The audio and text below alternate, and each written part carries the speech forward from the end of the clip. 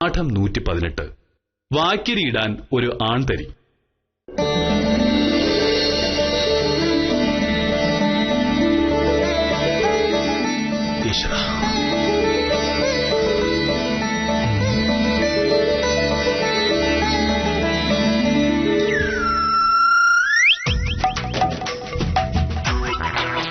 മോഹനേട്ടാ, ഈ പത്രം കണ്ടായിരുന്നോ? നമ്മുടെ നാട്ടിൽ സ്ത്രീകളുടെ എണ്ണം ദിവസം പ്രതി കുറഞ്ഞു വരികയെന്ന്. നന്നായി. പെണ്ണുങ്ങളുടെ എണ്ണം കുറഞ്ഞ പ്രശ്നങ്ങളുടെ എണ്ണം കുറഞ്ഞിരിക്കുന്ന. രാവിലെ ചീപ്പ് തമാശ പറയല്ലേ. ഞാനൊരു വലിയ പ്രശ്നം പറഞ്ഞുകൊണ്ട് വരുമ്പോ ഇങ്ങനെയാണോ സംസാരിക്കേണ്ടത്? ഇതാ മോഹനേട്ടന്റെ കുഴപ്പം. ഇതിലിപ്പോ എന്താ വലിയ പ്രശ്നം? പ്രശ്നം എന്താന്നോ മോഹനേട്ടാ, ലോകത്തിൽ ആണുങ്ങൾ എത്രയുണ്ടോ അത്രയും പെണ്ണുങ്ങളും വേണം. എന്നാലല്ലേ പ്രപഞ്ചത്തിന്റെ ബാലൻസ് നിലനിന്ന് പോവും. പക്ഷെ ഇപ്പൊ വന്ന് നമ്മുടെ കേരളത്തിൽ പോലും പെണ്ണുങ്ങളുടെ എണ്ണം കുറഞ്ഞുകൊണ്ടിരിക്കുക. ഇങ്ങനെ പോയി എന്താവും? അതിന് നീ എന്നോട് ദേഷ്യപ്പെട്ട എന്താ കാര്യം? പറയുന്ന കേട്ടാ ഞാൻ എന്തോ ചെയ്ത പോലാണല്ലോ. മോഹനേട്ട എന്തെങ്കിലും ചെയ്തെന്നല്ല പറഞ്ഞത്. പക്ഷെ ഇത്തരം പ്രശ്നങ്ങൾ നമ്മുടെ സമൂഹത്തിൽ തന്നെ ഇല്ലാതാക്കി കളയും. പെൺകുട്ടികൾ ഒരു ബാധ്യതയാണെന്ന് കരുതി ആളുകൾ പെൺകുട്ടികളെ വേണ്ടാന്ന് വെക്കുന്നതിന്റെ ഫലമാണിത്. അല്ല, അങ്ങനെ വിചാരിക്കുന്ന കുറച്ചുപേര് കാണും, സമ്മതിക്കുന്നു. പക്ഷേ ബാക്കിയൊക്കെ അങ്ങനെ സംഭവിച്ചു പോകുന്നല്ലേ ഭവൻ? അല്ല മോഹനേട്ടാ, ഇത് മനഃപൂർവ്വം ചെയ്യുന്നതാ. ഗർഭകാലത്ത് സ്കാൻ ചെയ്ത് ആണാണോ പെണ്ണാണോ എന്ന് നോക്കും. പെൺകുട്ടിയാണെന്ന് കണ്ടാൽ അതിനെ ഭ്രൂണത്തിനെ നശിപ്പിച്ചു കളയുന്നു. ഇങ്ങനെ സംഭവിക്കുന്നോണ്ടാണല്ലോ ലിംഗനിർണയ പരിശോധന പാടില്ല എന്ന് സർക്കാർ പറഞ്ഞത്. അതൊക്കെ വിദ്യാഭ്യാസമില്ലാത്ത ആൾക്കാർ ചെയ്യുന്നതാണ്. വിവരമുള്ളവർ അങ്ങനെ ഒന്നും ചെയ്യില്ല. ആര് പറഞ്ഞു? ഇത്തരം വൃത്തികേടുകൾ സമൂഹത്തിലെ വലിയ കേമന്മാരുടെ വീടുകളിലാണ് കൂടുതലായിട്ട് നടക്കുന്നത്. സത്യത്തിൽ ഇവരെ പിടിച്ച് ജയിലിടുക വേണ്ടത്. ഒരു കാര്യം ചെയ്യ്, നീ അവരെ പിടിച്ച് ജയിലിടുക. എനിക്ക് വേറെ ജോലിയുണ്ട്. രാവിലെ എന്തെങ്കിലും ഒന്ന് പത്രത്തിൽ കാണും, പിന്നെ അതോർത്ത് ടെൻഷൻ അടിക്കും. നീ ടെൻഷൻ അടിച്ചാ മതി. എനിക്ക് ഈ കാര്യത്തിൽ ഒന്നും ചെയ്യില്ല.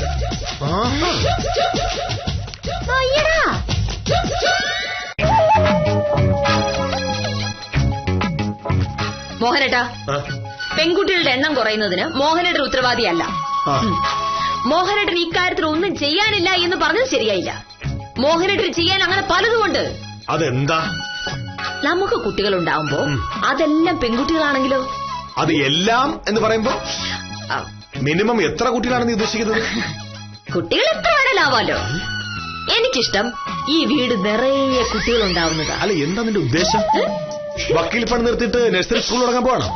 അതല്ല മോഹനേട്ടാ, ഒരു 4-5 കുട്ടികൾ വേണം. എല്ലാം പെൺകുട്ടികളെ. എന്നാ രസമായിരിക്കും. ഭയങ്കര രസമായിരിക്കും. എടി, കെട്ടിച്ചോടാൻ നേരത്തെ എന്ത് ചെയ്യും? കണ്ടോ, മോഹനേട്ടനും മറ്റാണുങ്ങളെ പോലെ തന്നെയാ. ഒരു പെൺകുട്ടി ഉണ്ടാവുമ്പോൾ അവളൊരു ബാധ്യതയാണ്. അവളെ എങ്ങനെ കെട്ടിച്ചു വിടും, എങ്ങനെ സ്വർണം മേടിക്കും, ഇതൊക്കെയാണ് ചിന്ത. ചിന്തിക്കാതെ പറ്റുമോ? നമ്മുടെ നാട്ടു നടപ്പനുസരിച്ച് ഒരു പെൺകുട്ടിയെ വളർത്തി വലുതാക്കി കെട്ടിച്ചുവിടുമ്പോ എന്താ ചെലവ്? മോഹനേട്ടാ, അക്കാലമൊക്കെ മാറും. നമ്മുടെ നാട്ടിൽ പെൺകുട്ടികളെക്കാട്ടിലും ആൺകുട്ടികൾക്ക് പ്രാധാന്യം കൊടുത്തതിന്റെ പ്രശ്നമേത്? പെൺകുട്ടികളെ കെട്ടിച്ചുവിടും, ആൺകുട്ടികൾ വീട്ടിൽ നിൽക്കുന്നു. അതുകൊണ്ട് വയസ്സുകാലത്ത് അച്ഛനെ അമ്മയെ നോക്കാൻ ആൺകുട്ടികൾ വേണ്ടി വരുന്നു.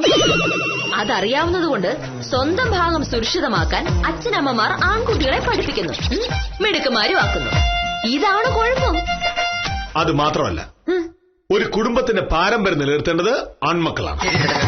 ആൺകുട്ടികളില്ലെങ്കിൽ കുടുംബം അന്യം നിന്ന് പോവില്ലേ? എങ്ങനെ? അതൊക്കെ പഴഞ്ചൻ ആശയങ്ങളാ മോഹനേട്ടാ.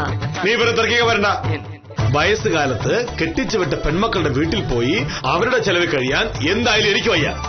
നമുക്ക് ആൺകുട്ടികൾ മതി. ഈ ആൺകുട്ടികൾ വയസ്സുകാലത്ത് കൂടെ ഉണ്ടാവുന്ന എന്താ ഉറപ്പ്? അവർക്ക് അമേരിക്കയിലോ ഓസ്ട്രേലിയയിലോ ജോലി കിട്ടിയാലോ? ഇനിയുള്ള കാലം അങ്ങനെയൊക്കെയാ. കുട്ടി ആണായാലും പെണ്ണായാലും അവര് പഠിച്ച് ജോലി ചെയ്ത് സമ്പാദിച്ച് അവരുടെ കാര്യം നോക്കണം. അതുകൊണ്ട് വയസ്സുകാലത്ത് മക്കൾ കൂടെ ഉണ്ടാകുമെന്ന് വിചാരിക്കുന്നതേ വിവരക്കേടാണ്, വിവരക്കേട്.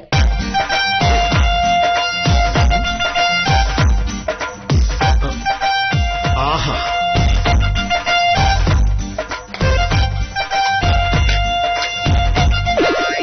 ശരി, സമ്മതിച്ചു. വയസ്സുകാലത്ത് ആൺകുട്ടികൾ കൂടെ ഉണ്ടാവില്ല. പക്ഷേ അത് മാത്രമല്ലല്ലോ പ്രശ്നം. പെൺകുട്ടികളെ കെട്ടിച്ചുവിടാൻ ഓരോരുത്തരും പെടുന്ന പാടം നീ കാണുന്നില്ലേ? സ്വർണത്തിന് തുണിക്കൊക്കെ ഇപ്പൊ എന്താ വില? ഇത് മോഹനേട്ടന്റെ അടുത്ത അറിവില്ലായ്മ. നമ്മുടെ നാട്ടിൽ സ്ത്രീധനം എന്നൊരു സമ്പ്രദായം ഉണ്ടായതെങ്ങനെയാണ്? അത്യാവശ്യം എഴുത്തും വായനയൊക്കെ പഠിച്ചു കഴിയുമ്പോൾ പെൺകുട്ടികളെ കെട്ടിച്ചുവിടുന്നു. കൂടുതൽ പണം മുടക്കി അവളെ പഠിപ്പിച്ചാൽ നഷ്ടമാണല്ലോ. അവള് വേറെ കുടുംബത്തിൽ പോകേണ്ടവളല്ലേ? അപ്പോൾ ജോലിയും കൂലിയൊന്നും ഇല്ലാത്ത പെണ്ണിനെ കെട്ടിക്കൊണ്ടുപോയവർ അവർക്ക് ചെലവിന് കൊടുക്കാൻ വേണ്ടി സ്ത്രീധനം വാങ്ങിച്ചു തുടങ്ങി. അതിപ്പോഴും തുടരുന്നുണ്ടല്ലോ. നമ്മൾ വിചാരിച്ചത് വെച്ച് അത് മാറുന്നില്ല. കൊള്ളാം. എല്ലാ കാര്യങ്ങളും മാറണമെന്നും മാറ്റണമെന്നും പറയുന്ന മോഹനേട്ടൻ തന്നെ ഇത് പറയുന്നത് കഷ്ടമാണ്. മോഹനേട്ടൻ കഴിഞ്ഞ മാസം ഒരു കല്യാണത്തിന് പോയത് ഓർമ്മയുണ്ടോ? ആരുടെ കല്യാണമായിരുന്നു? സബ് കളക്ടർ രാധാമണി സാറിന്റെ. അവർക്ക് അവരുടെ അച്ഛൻ എത്ര സ്ത്രീധനം കൊടുത്തു കാണും? അവർക്ക് എന്തൊരു സ്ത്രീധനം? അവർ IAS കാര്യല്ലേ? 2-3 കൊല്ലത്തിനകം ജില്ലാ കളക്ടറാവും. അപ്പൊ അതാണ് കാര്യം. നല്ല വിദ്യാഭ്യാസവും ഉയർന്ന ജോലിയുമുള്ള പെണ്ണിനെ കിട്ടാൻ ആളുകൾ ക്യൂ നിൽക്കും. അങ്ങനെ കൊള്ളാവുന്ന പെണ്ണുങ്ങളെ കെട്ടേണ്ടത് ആണുങ്ങളുടെ ആവശ്യമാവും. അതായത് പെൺകുട്ടികളെ പഠിപ്പിച്ച് അവർക്ക് നല്ല ജോലിയും കിട്ടി വലിയ ശമ്പളവും കിട്ടി തുടങ്ങുമ്പോൾ സ്ത്രീധനം കൊടുക്കേണ്ട ആവശ്യം വരില്ല. കാലം മാറി വില്ലേജ് ഓഫീസറെ. യോഗ്യതയുള്ള പെണ്ണുങ്ങളെ കിട്ടാൻ കാശ് ഇങ്ങോട്ട് തരുന്ന കാലം വരും.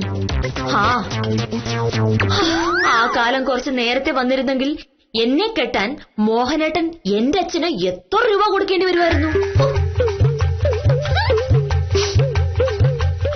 എത്ര രൂപ? 5 പൈസ കൊടുക്കില്ല. നീ എന്തൊക്കെ പറഞ്ഞാലും എനിക്ക് ആൺകുട്ടികൾ മതി, 2 പേർ. എന്നിട്ട് ഞാൻ അവരെ എന്റെ ഇഷ്ടത്തിന് പഠിപ്പിക്കും. അങ്ങനെ പഠിപ്പിച്ച് ഒരാളെ തഹസിൽദാർ, ഇനി ഒരാളെ റവന്യൂ മന്ത്രി. അങ്ങനെയെങ്കിൽ അങ്ങനെ. എനിക്ക് ആൺകുട്ടികൾ മതി. എനിക്ക് പെൺകുട്ടി മതി. അത് നിന്റെ പഠിച്ചോളിയോ?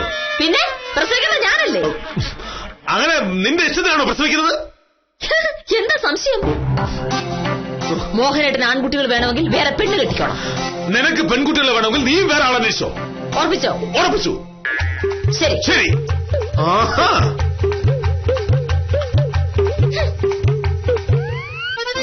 നിങ്ങളൊന്നും പറയണ്ട. വസ്തു പോക്കുവരവ് ചെയ്യുന്നതിന് ഞങ്ങൾക്ക് ഞങ്ങളുടേതായ നിയമമുണ്ട്. അതനുസരിച്ചല്ലാതെ ഒന്നും നടക്കില്ല. നടക്കില്ലെന്ന് പറഞ്ഞാൽ എങ്ങനെയാ? അന്ന് ഞാൻ വന്നപ്പോ നിങ്ങൾ പറഞ്ഞു പോക്കുവരവ് ചെയ്തു തരണമെങ്കിൽ 1 മാസം കഴിയണമെന്ന്. ഇപ്പൊ 1 മാസം കഴിഞ്ഞല്ലോ. അയ്യോ എന്റെ തോമസ് കുട്ടി, ഈ 1 മാസത്തെ കാലാവധി ഞങ്ങൾ ചോദിക്കുന്നത് ചുമ്മാതല്ല. ഒരു വസ്തുവിന്റെ കച്ചവടം നടന്ന് അത് പോക്കുവരവ് ചെയ്യാൻ വരുമ്പോ ആർക്കെങ്കിലും പരാതി ഉണ്ടോ എന്നറിയണം. പരാതിയുള്ളവർക്ക് അപ്പീൽ നൽകാനാണ് ഈ 30 ദിവസം. ഇപ്പൊ ദിവസം 35 കഴിഞ്ഞല്ലോ. അപ്പീലിന്റെ സമയം കഴിഞ്ഞില്ലേ? അതെ, സമയം കഴിഞ്ഞു. പക്ഷെ ഞങ്ങൾക്ക് അപ്പീൽ കിട്ടിയല്ലോ. ആ അപ്പീൽ തീരുമാനമാകാതെ വസ്തു പോക്കുവരവ് ചെയ്താൽ ഞങ്ങൾക്ക് ഞങ്ങളുടെ ജോലി പോകും. അപ്പീലോ? ആരുടെ അപ്പീല്? വേറെ ആരുമല്ല, തോമസ് കുട്ടിയുടെ അപ്പൻ മത്തായി കുഞ്ഞിന്റെ തന്നെ. ഓഹോ, എല്ലാരും കൂടെ ഒത്തോണ്ട് എന്നെ തോൽപ്പിക്കാൻ നോക്കുക? നടക്കില്ല. ശരിയാക്കി തരാം. ചെല്ല്. എന്താ തോമസ് കുട്ടിയുടെ പ്രശ്നം? എന്റെ പൊന്ന് സാറേ, ഈ തോമസ് കുട്ടിയുടെ അപ്പൻ മത്തായി കുഞ്ഞിന്റെ പേരിലുള്ള 30 സെന്റ് പുരയിടം അപ്പൻ മകൻ ഇഷ്ടദാനം കൊടുത്തു എന്നുള്ളതാ രേഖ. പക്ഷേ പോക്കുവരവ് ചെയ്യുന്നതിന് മുമ്പ് മത്തായിയുടെ 3 പെൺമക്കളും കൂടെ പരാതി തന്നിരിക്കുക. എന്തിന്? സാറിനറിയാലോ, ഈ തോമസ് കുട്ടി 24 മണിക്കൂറും വെള്ളമാണ്. തന്ത ഇവൻ എഴുതിക്കൊടുത്ത മുഴുവൻ ഇവൻ കുടിച്ചു നശിപ്പിച്ചു.